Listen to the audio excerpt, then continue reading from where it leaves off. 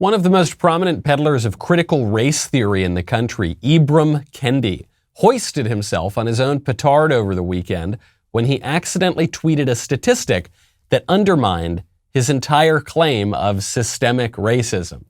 The lack of racism has gotten so bad in Virginia that supporters of Democrat Terry McAuliffe had to send a handful of fake white supremacists to a campaign stop for Republican Glenn Youngkin as Election Day approaches.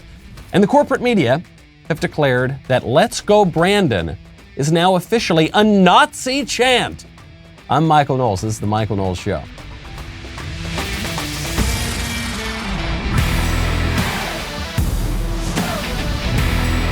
Welcome back to the show. My favorite comment Friday is from Maggie Olson, who says, I was talking to an older man at work about the theft issues, and he straight out said, I regret voting for Biden, and I will never vote Democrat again. It made my heart sore. I'm always skeptical of these sorts of claims because they can sound a little bit like those things you see on Twitter. My 5-year-old walking through the TSA said, Mommy, Donald Trump is an evil fascist and he needs to go to jail, and everyone applauded. But when it comes to people regretting their vote for Biden, that is obviously happening. You can see that being reflected in his approval ratings and his poll numbers, which are collapsing. It doesn't seem like there's really any bottom to them, and it's been happening since just shortly after the election. So I believe it. You get what you ask for. Be very careful what you wish for. You just might get it. Now, one thing that you can get right now, which is all upside and no downside, would be a much better rate on your mortgage. So that's why I would recommend you check out American Financing. There is still time to make a positive impact on your budget before year end, as mortgage rates remain near money-saving lows. Now, you might be thinking, why? My mortgage is fine. It's cool. Well, what you should be asking is, how can your mortgage work for you? That answer can be found at American Financing, America's home for home loans. They don't pressure you. Instead, their salary-based mortgage consultants get to know you, so they can lead you to greater overall savings. It could be a shorter loan term or consolidating debt. There's more to a refinance than just a lower rate. It's the reason why they save customers up to $1,000 a month. Why not see what they can do for you? Call 800-685-5696.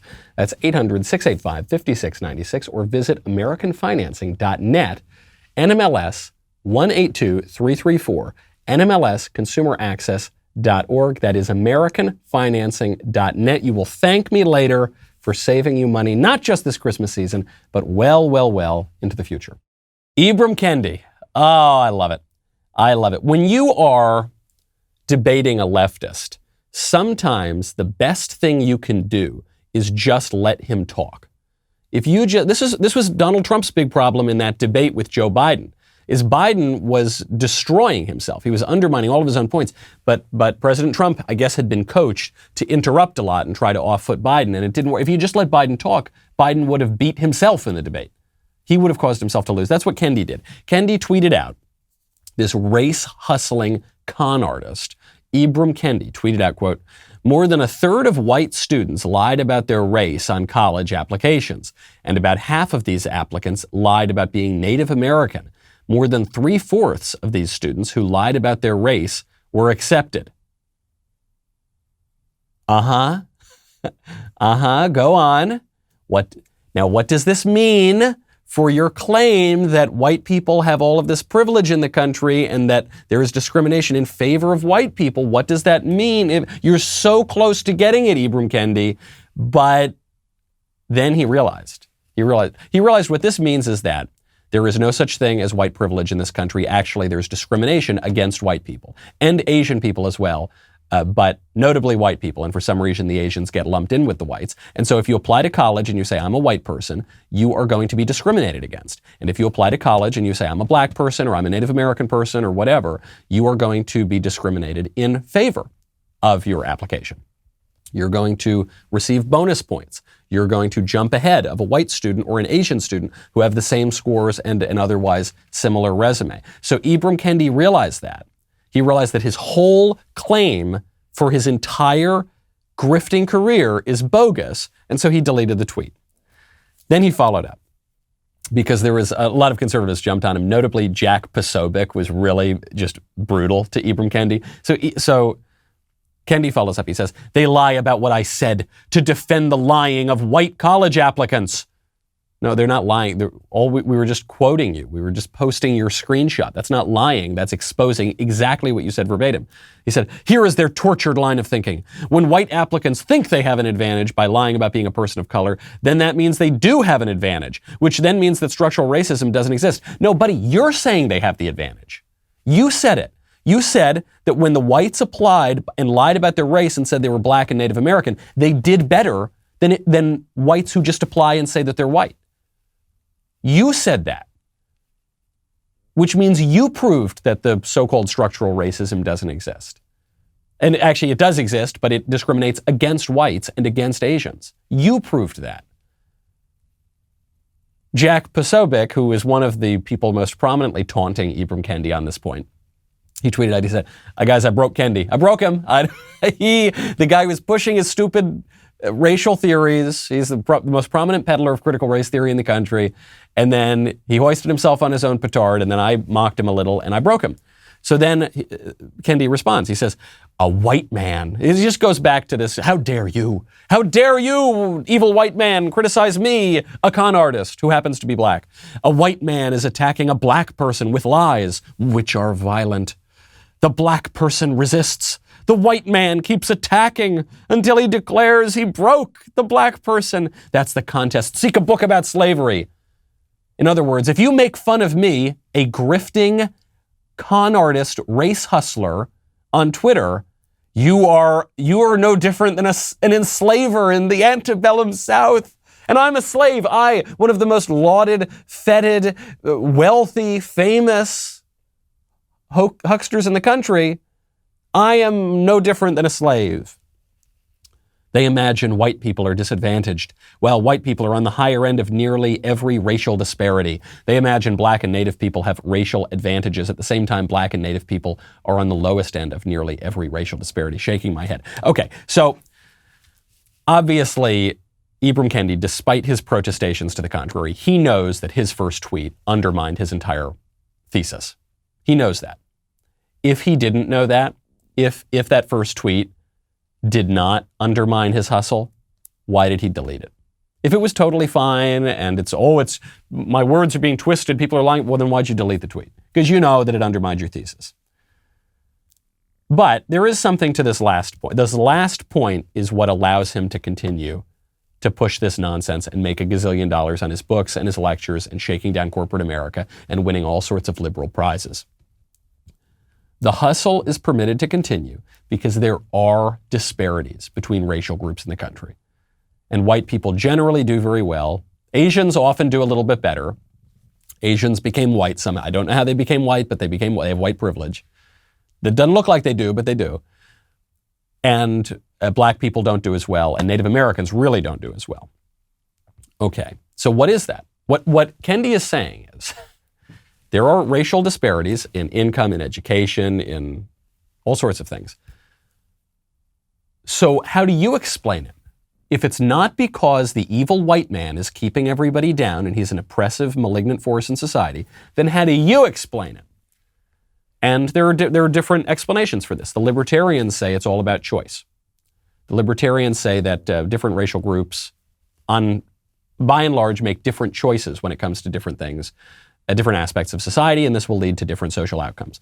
The traditionalists say that tradition matters, that culture matters, that there are these holdovers from different cultures. Obviously, there are a whole lot of different cultures in America, and some of them are more conducive to flourishing in this country, and others are not. The racial essentialists say that people are just, entirely different, and it's all biological, and it's all in your DNA.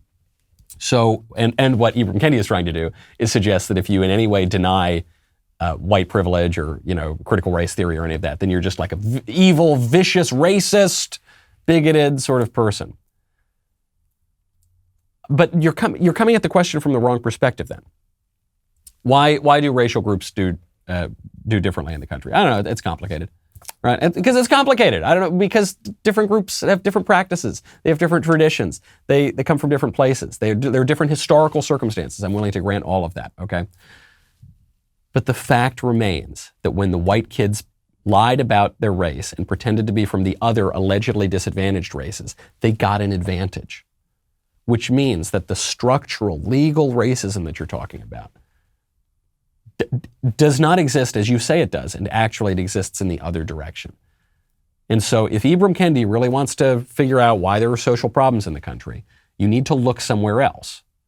Look to fatherlessness. Look to certain social pathologies. Look to these issues if you actually want to solve that problem. But Ibram Kendi doesn't want to solve that problem. Ibram Kendi wants to keep making a couple bucks, more than a couple bucks really, by shaking down guilty white liberals and hustling them at their corporations and their schools and their local governments. And he's making a lot of money doing it, and he's making a big name for himself. But he's obviously not solving any problems.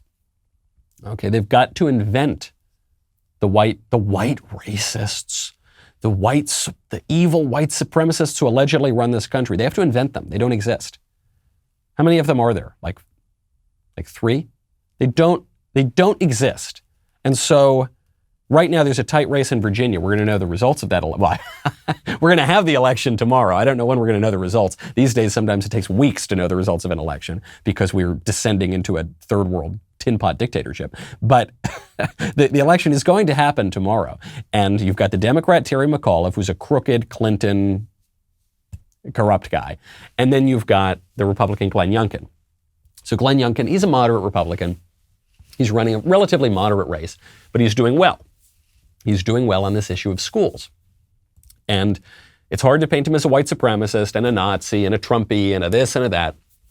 So the Democrats sent fake white supremacists to his campaign rally, dressed up.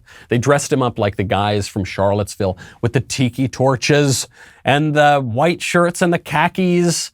And, if this were 100 years ago, they would have sent him wearing Klan robes. But now they're sending him dressed up like the Charlottesville people, and it was all fake. It was all a political operation. Now, when you want to really work yourself up, not just work up your mind and get your blood pumping because of how crazy politics is, but because you're actually engaging in physical activity, would strongly recommend you check out Echelon. When you are trying to reach your fitness goals, it can really help to have world-class instructors choreographing classes, music from your favorite artists, and a community of hundreds of thousands of people who can give you that extra push. Now, that's generally hard to bring into your house. I don't know how big your house is, but it's hard to bring those hundreds of thousands of people to your home. Echelon is the affordable way to get the workout equipment and the workout community and the instructor's motivation right in the comfort of your own home. Echelon's fitness app provides you thousands of live and on-demand classes with great music. With Echelon, you can work out anytime, day or night, and crush your fitness goals. Echelon's full range of affordable workout equipment, including stationary bikes, smart rowers, sleek fitness screens, and the auto-folding treadmill, are all connected to provide the Echelon experience. Around-the-clock classes for the family, including full-body workout programs that keep you coming back. One membership covers a family of 5. Right now, for a limited time, our listeners get up to $800 off MSRP. To get this exclusive podcast discount, text Knowles to 818181. Text Knowles, K-N-O-W-L-E-S, to 818181 to get up to $800 off MSRP. That is Knowles, K-N-O-W-L-E-S, to 818181. At the Glenn Youngkin rally, we're in the final stretch. Now we're just one day before the election. A group of people show up to the Glenn Youngkin event dressed up like the Tiki Torch people from Charlottesville. The left-wing media ran with this, and they said, look at the kind of people that Glenn Youngkin is attracting. He's a Nazi. He's a white supremacist. The same thing that they say about literally any Republican who gets close to winning. Any Republican could be, oh, it's just Trump.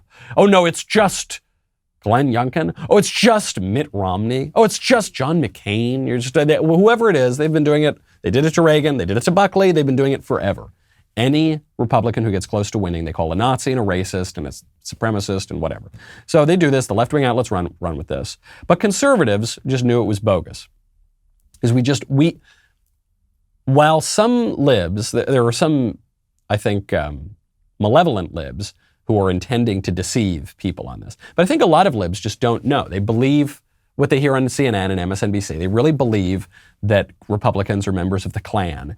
And so when they see a bunch of white supremacists show up to a Republican rally, they just say, of course, that's what happens.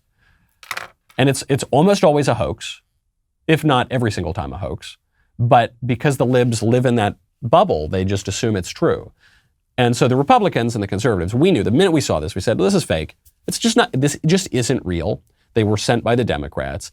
And so it took about 5 minutes and everyone starts Googling and we find out, oh yeah, they're just Democrat operatives. And so some people identified actually the specific people in the group of 5 or 6 people who showed up to the Youngkin rally. They said, oh yeah, so-and-so is the treasurer of the local Democrat Party and so-and-so works for this Democrat operative and so-and-so. And all of a sudden, all these people locked their Twitter accounts and they went on lockdown. So shortly after that, the Lincoln Project took responsibility. The Lincoln Project is a bunch of ex-Republicans. They're ex-Republican operatives, so they were kind of paid guns, and they couldn't get hired anymore by Republicans, so then they became Democrat operatives. And this is guys like Stuart, what's his name? Stuart Stevens, is that it? Yeah. This is guys like Rick Wilson.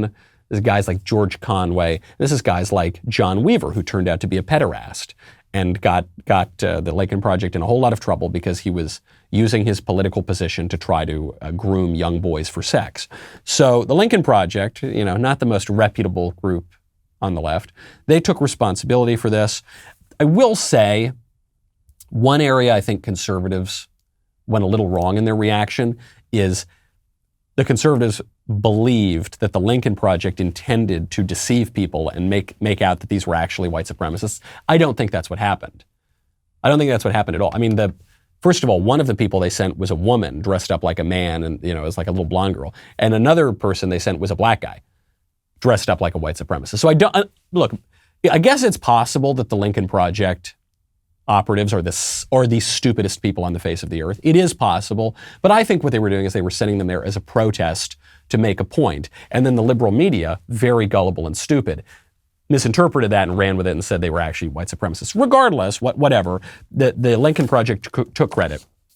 They said, the Lincoln Project has run advertisements highlighting the hate unleashed in Charlottesville, as well as Glenn Youngkin's continued failure to denounce Donald Trump's very fine people on both sides. We will continue to draw this contrast in broadcast videos on our social media platforms and at Youngkin rallies. So today's demonstration was our way of reminding Virginians what happened in Charlottesville 4 years ago, the Republican Party's embrace of those values, and Glenn Youngkin's failure to condemn it.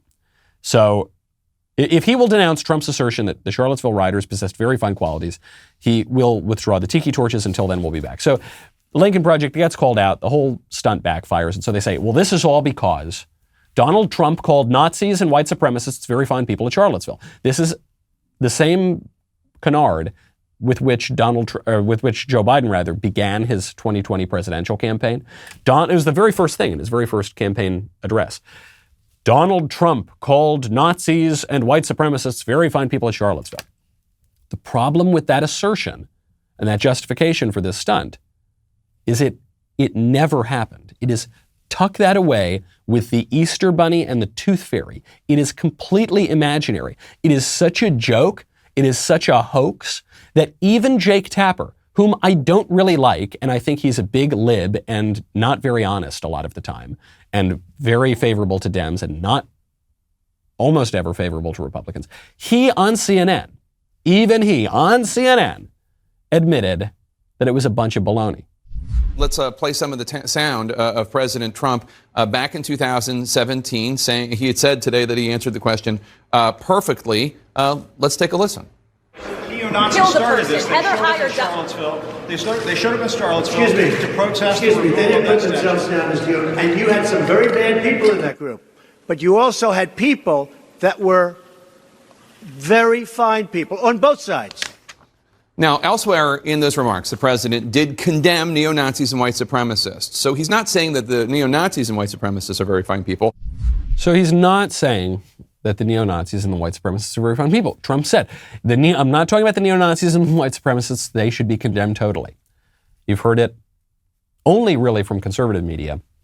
And occasionally someone like Jake Tapper gets a pang of conscience and says, look, guys, come on. You can't push this lie. But that's the lie, and that will be used to justify all of these other deceptions to send fake racists into places, because the real alleged white racists, they just don't really exist. Okay, and the alleged structural racism in favor of white people, it just doesn't exist. It's fake. And Jake Tapper will admit it, and Ibram Kendi will accidentally admit it sometimes, but he'll delete it when he does. What the Lincoln Project stunt says to me, what it proves to me, beyond the racial stuff or the Youngkin campaign, is it reminds me that the left can't meme. They can't meme. They don't know how to meme. When I say meme, I'm referring to the kind of organic, funny, effective, substantive jokes, criticisms, political stunts that proliferate mostly around the internet, but sometimes in real life too. The left can't do that. I'll give you a great example of one of these. A Southwest Airlines pilot was just touched down, came over the loudspeaker. Hey there, welcome everybody. We've gotten to our destination. And he finished his announcement with those three beautiful words that have gone viral in this country. Let's go, Brandon. About 7 or 8 miles an hour. Good visibility, mostly clear skies, 77 degrees. Thanks for coming out and flying with Southwest Airlines. Welcome aboard. And remember, let's go, Brandon. And remember, let's go, Brandon. So this is the welcome aboard. This is the announcement at the beginning of the flight. Hey, let's go, Brandon. What does let's go, Brandon mean? Let's go, Brandon is a meme that stands in for F Joe Biden, because crowds at stadiums all around the country have been chanting F Joe Biden, F Joe Biden. And one time, some sports reporter was talking to a guy named Brandon on a racetrack, and she didn't want to acknowledge that they were all chanting F Joe Biden. So she said, oh, you can hear them, Brandon. They're saying, let's go, Brandon. So now the right has adopted this phrase, let's go, Brandon, and it's gone viral again. And the left is so angry about this meme. Tristan Snell, who is an MSNBC and CNN commentator, tweeted out, quote, let's go, Brandon has become the MAGA version of Sieg Heil. If you say, let's go, Brandon, you're a Nazi. Wow, that's what an original thought. That's really, what a powerful and profound statement, Tristan Snell. That really makes me think about this issue in a new and interesting way, doesn't it? You're calling your opponents Nazis. Wow, it's never occurred to me to do that. Wow, oh my goodness. The left can't meme. What's funny too, they're saying that let's go, Brandon is vulgar. It's not, it's the opposite of vulgar. F Joe Biden is vulgar. Let's go, Brandon is not, it's de-vulgarizing the statement that a lot of people are feeling. It's clever, it's funny. It's really funny. And the fact that you get so angry about it makes it funnier. And you're going to get more of it because you guys get so upset. This is the same group that shrieked profanities for 4 years straight over Donald Trump and called him all the nastiest, filthiest names in the book. But the minute we make a little clever joke, let's go, Brandon, they say, you're Nazis. It's like Sieg Heil. Why can't the left meme? There is a simple answer to this. I'm not just sort of spiking the football and saying, haha, we're funny and they're not funny. And there's a real political reason why the left can't meme. The left can't meme because they are the ruling class. Right? They control everything. They control the government and the media and the schools and the tech platforms and the money and Wall Street and everything. And they control all of it. And so they can't meme because a meme is, in practice, a subversive, funny way to criticize and undermine the ruling class. And they're not going to do that to themselves. They already control everything. And that is why, just at a practical level, as long as the Democrats continue to rule in this country, the memes, the memes of production are going to be owned by the conservatives. Now, the Democrat rule has not panned out very well. You'll probably see this when you go to the pump because gas is going through the roof, which is why I would recommend you check out GetUpside. GetUpside has arrived right in the nick of time. It is this incredible app that you need to know about if you ever buy gas, which I assume is statistically all of you. Our listeners are making up to 25 cents for every gallon of gas every time they fill up. You just download the free GetUpside app in the App Store or Google Play right now. Use promo code Knowles, K-N-O-W-L-E-S. Get a bonus 25 cents per gallon on your first fill up. That's up to 50 cents cash back. Do not pay full price at the pump anymore. get cash back using GetUpside. Download the app for free. Use promo code Knowles, Knowles, to get up to 50 cents per gallon cash back on your first tank. Some people who drive a lot are making as much as $200 to $300 a month in cash back. There's no catch. The cash back gets added right to your bank account. You can cash out anytime to your bank account, PayPal, or an e-gift card for Amazon and other brands. Just download the free GetUpside app. Use promo code Knowles, Knowles, to get up to 50 cents per gallon cash back on your first tank. What's that code? Knowles. You can thank me later. Tomorrow night, your very own native Virginian resident, Matt Walsh, is going to sit back and watch election results in an exciting real-time live stream. Come watch with Matt over at dailywire.com at 7:30 p.m. Eastern, 6:30 Central. If you want to stay in the loop on more breaking news from Daily Wire, join now. A membership is as little as $4 a month, and you can get 25% off now using code REALNEWS. Join today. Watch with us tomorrow night at dailywire.com. We'll be right back with a lot more.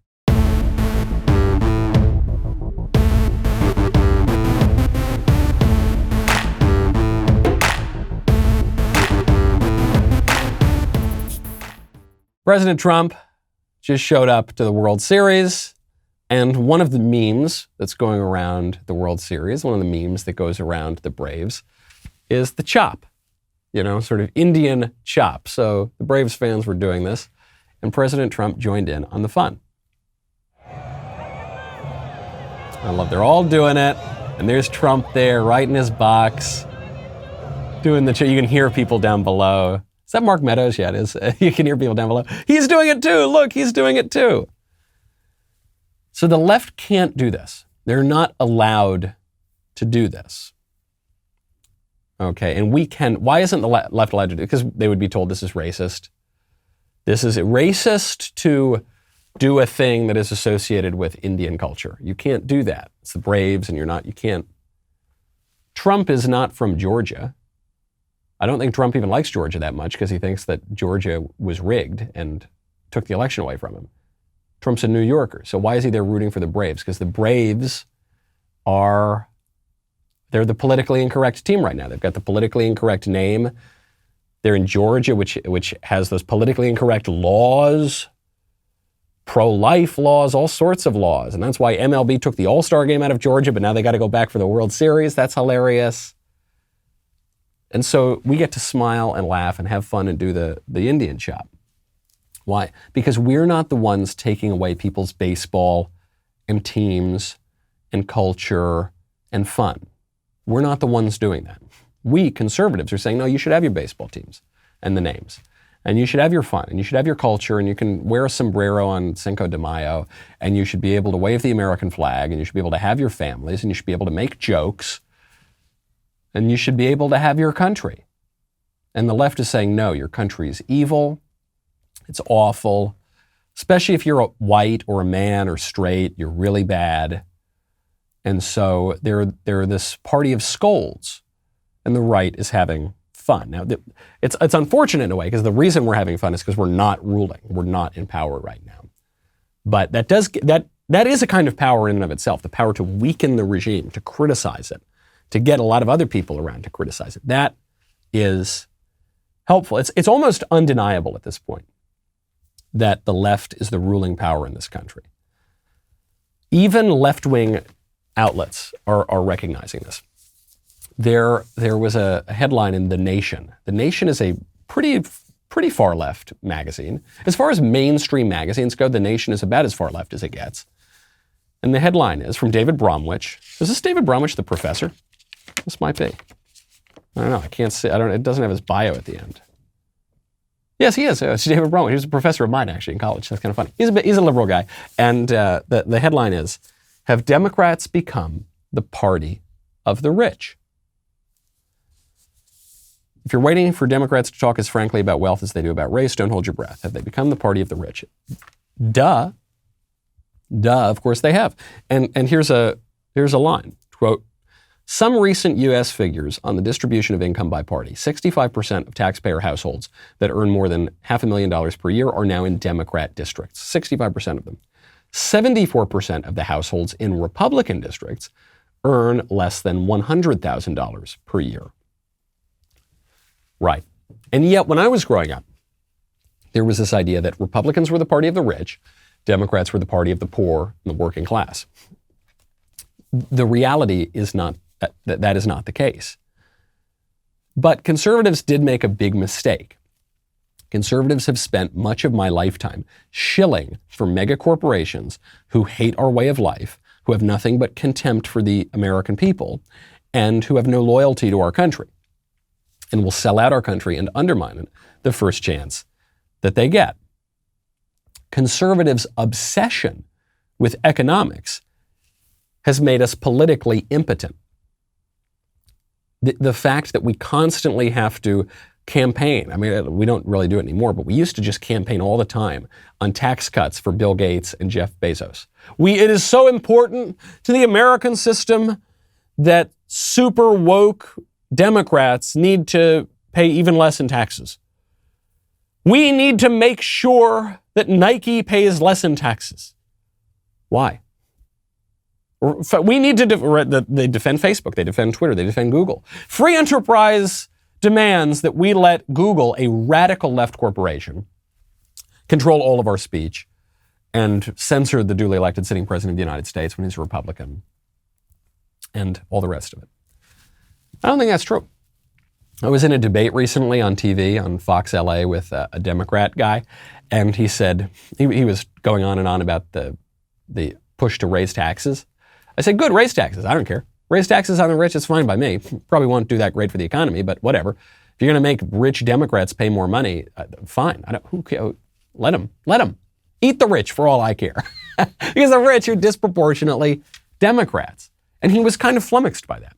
What we need to recognize is that our battle here is cultural, not just economic. I'm going to the National Conservatism Conference. I was supposed to be there today, but I couldn't get away from the studio in time. So I'm going to go tomorrow. A really great event. If you're in Orlando, come check it out. Yoram Hazony's putting it on. A really, really sharp philosopher today. So we're all trying to work out, what does it mean? What does national conservatism mean? What is the winning conservative message moving forward?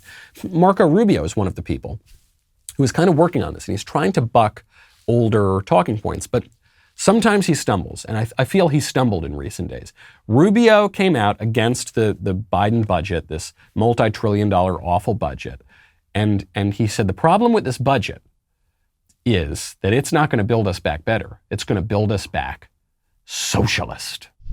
So we've all been following the Democrats' inter-party drama over Biden's spending plan for America, but in the end, we're going to hear today that they've got some kind of a deal. Look, unfortunately, the media, the way they're going to report it is not what it is. The whole focus is going to be on the fake top-line number, right?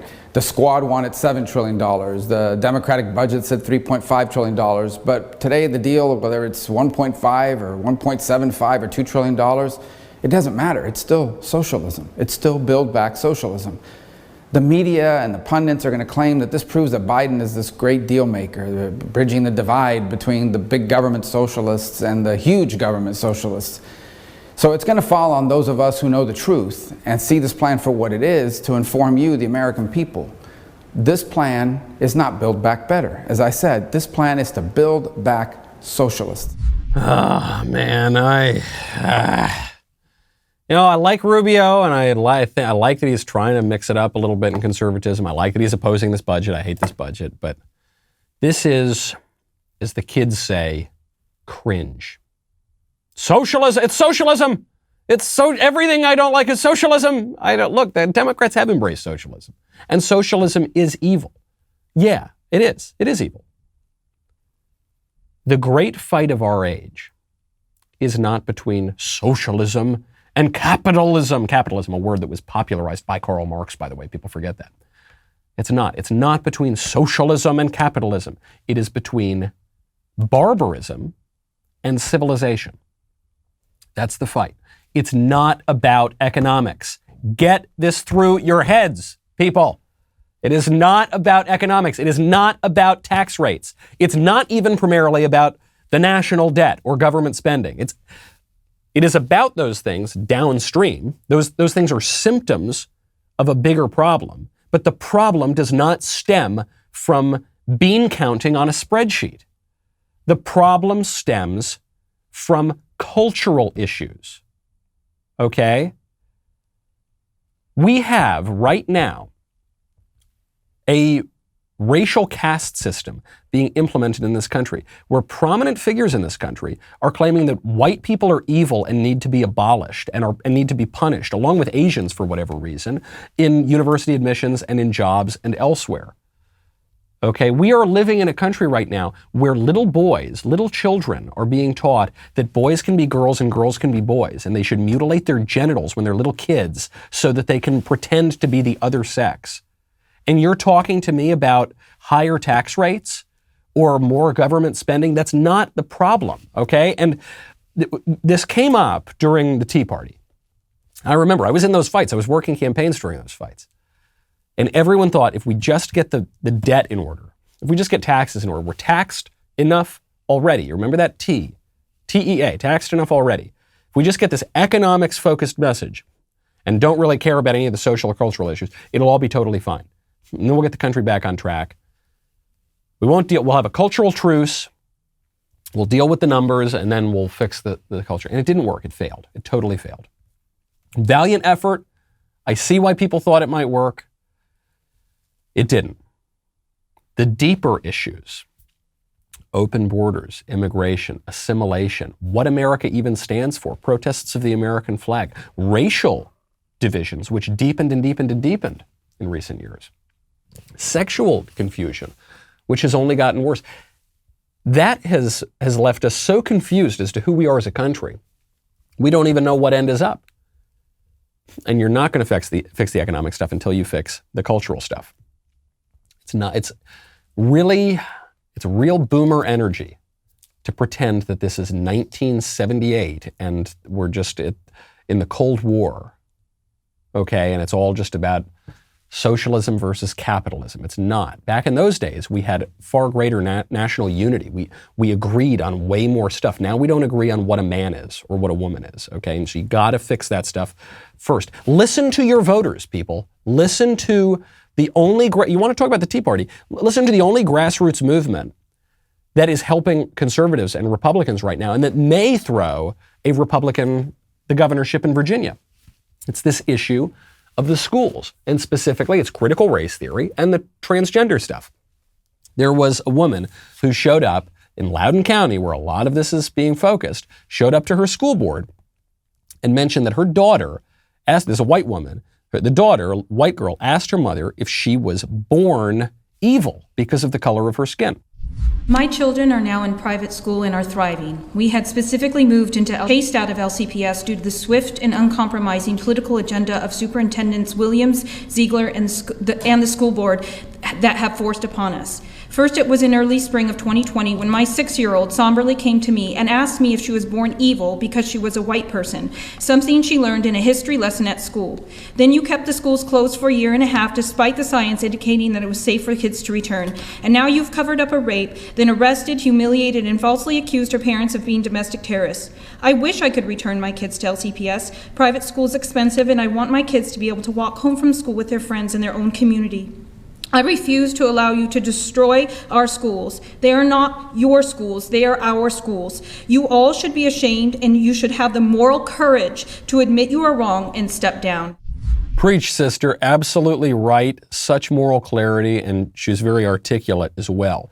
This matters much more to Americans than tax cuts do. I like tax cuts.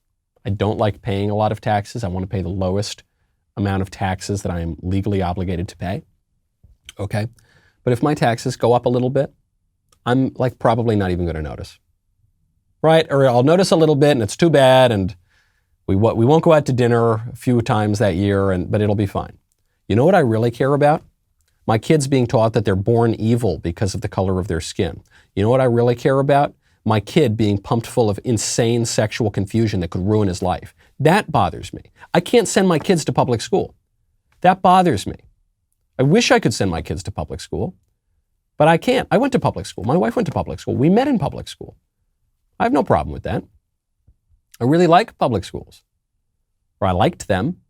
And even then, our schools were very, very liberal, but they weren't mutilating kids' genitals, all right? They weren't pumping their heads full of this racial nonsense that says you're evil if you're a white person. That's a big problem. It's a big problem for people.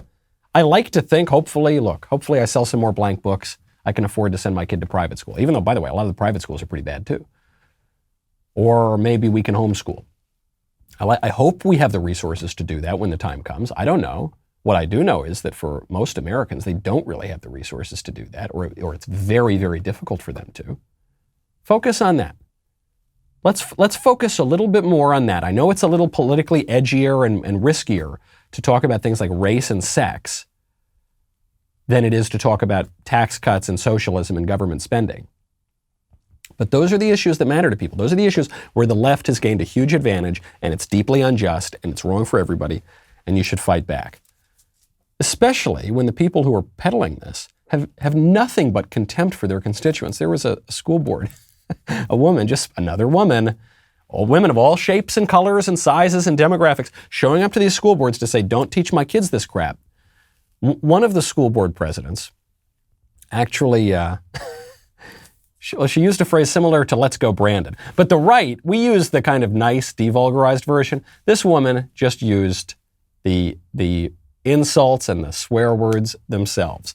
A California school board president was listening to this woman opposing the vaccine mandates for the little kids who are at very, very low risk of coronavirus, who really I think the parents should be allowed to make these medical decisions for themselves.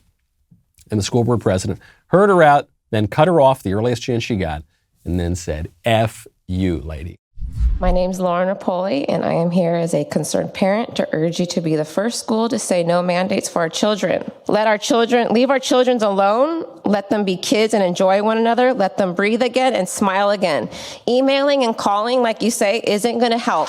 Choose your own path, Scott. Choose your own path. That was very rude of you to say parents are selfish. You say Margaret's next. Thank you. Your time's up.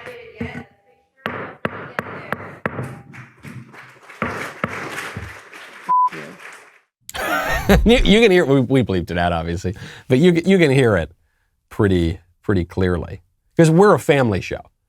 You see, the school board members, when they're talking about little kids' education, they can use whatever nasty language they want. But we here on this show, we try to keep it a little more wholesome. These people hold you in contempt. They hate you. They think that you're a racist, a phobe, a hateful, bigoted person. They think you're born evil, whether you're white or whether you're not white, but you agree with conservatives. Then you just sort of become white, you know. Then you, I don't know. You're like that guy that the Lincoln Project sent to the Glenn Youngkin event, rather. Maybe you look black or like some other minority, but you're a white supremacist if you support these conservatives, or you show up to these school boards, or you say don't tell little Johnny that he's really little Jane. You're an evil, or don't judge people on the color of their skin. You're an evil, deplorable, bitter clinging, Bible thumping idiot rube who just needs to die off and make room for the good, better Americans. Okay?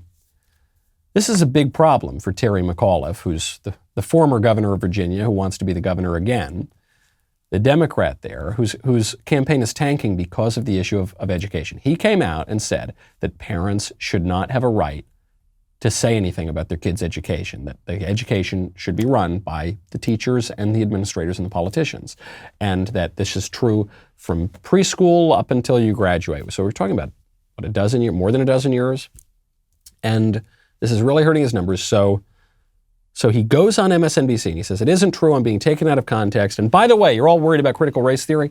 Critical race theory is not even being taught in Virginia schools. What's Glenn Youngkin's education plan? He wants to ban critical race theory. Well, let me explain to you. It's never been taught in Virginia. Okay, so now Terry McAuliffe is going back to this thing. It's not being taught. Critical race theory, it's just something at Harvard Law School. It's not being taught in our schools. Now, that's not true. There were a number of documents on the Virginia Department of Education website referencing critical race theory explicitly.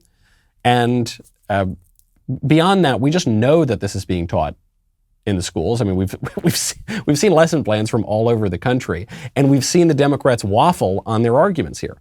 First they said, well, first they were pushing critical race theory. Then Christopher Rufo led the charge, and then all the conservatives called it out. Then the Democrats said critical race theory is not being taught in schools. And then after that, you saw, when we can prove that it's being taught in schools, and you can just go to the Virginia Department of Education website, then you saw the Democrats go back and say, actually, critical race theory is really, really good, and it should be taught, and critical race theory is great. And huge education lobbies and national organizations are saying, it's good, and we're going to keep teaching it. But now that's hurting their numbers still. So now Terry McAuliffe is going back to the other strategy and saying, no, critical race theory is not being taught in the schools. It's like Dr. Fauci's. Do you remember Dr. Fauci's denial when he perjured himself to Rand Paul? Rand Paul said, you're doing gain of function research. And Dr. Fauci said, we have never done any gain of function research, and it was totally fine when we did it. Those contradict one another. Well, it's the same thing here. Critical race theory is not being taught in schools, and it's wonderful, and students should continue to learn it. Well, you got to pick one. This is the nearest thing to another Tea Party I have seen since 2010 or 2011. I was speaking with Kara McKinney on OAN, and she called it out explicitly. Said this is kind of the new Tea Party. I've been calling it the CRT Party. It's the CR. This is what made the Tea Party different than a lot of political operations is that it really was largely grassroots. There really were people just ordinary people who showed up and they had $20 to donate, and they had their Gadsden flag, and they were defending their view of American constitutionalism, and specifically this economic focus. Get rid of the debt, stop all this crazy spending, cut taxes, that sort of thing. This is the nearest I've seen to that. Uniting people all around the country around a real issue that Republicans have not paid a lot of attention to, forcing the Republican Party to start paying attention to it. And it's all coming to a head in Virginia. Now, we'll find out what happens. We won't know by tomorrow's show. We'll know by Wednesday's show. But we'll see what happens. Virginia's a very blue Commonwealth. And so Terry McAuliffe should walk away with this race. But Glenn Youngkin is putting up a real fight. And now in some of the polls, Glenn Youngkin is up. Actually, the Republican is up. I think it's very important that Glenn Youngkin win this race. Not because then the Republicans can do X, Y, or Z. Glenn Youngkin's kind of moderate. I think it's very important that Glenn Youngkin win this race because all the indicators showed that he really could win this race. And if he wins this race, it will defend the legitimacy of the American system.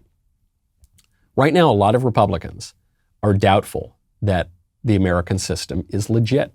Okay, the Democrats changed all the election rules during COVID. They put them all to their advantage. We can't count our ballots on election night anymore. For some reason, it's taking weeks and weeks and weeks until Democrats find more votes. And then they can say, okay, we won. And the left in this country hasn't trusted elections in 20 years, right? Terry McAuliffe still denies the results of the 2000 presidential election, still denies the results of the 2018 Georgia gubernatorial election on the campaign trail this year in the year of our Lord 2021. And Republicans have a far greater reason to doubt the credibility of the 2020 election because they changed all the rules right before it to their own advantage, to the Democrats' advantage. I think it's very important. And I think if Terry McAuliffe comes out ahead in the Virginia election, I think it's going to continue the United States down this path of not trusting our system, this path toward tin pot dictatorship. If Glenn Youngkin can pull it out and is named the governor after this, I think it would bring the temperature down a whole lot and give everybody a fighting chance to preserve this system. We'll just have to wait and see. I'm Michael Knowles. This is The Michael Knowles Show. See you tomorrow.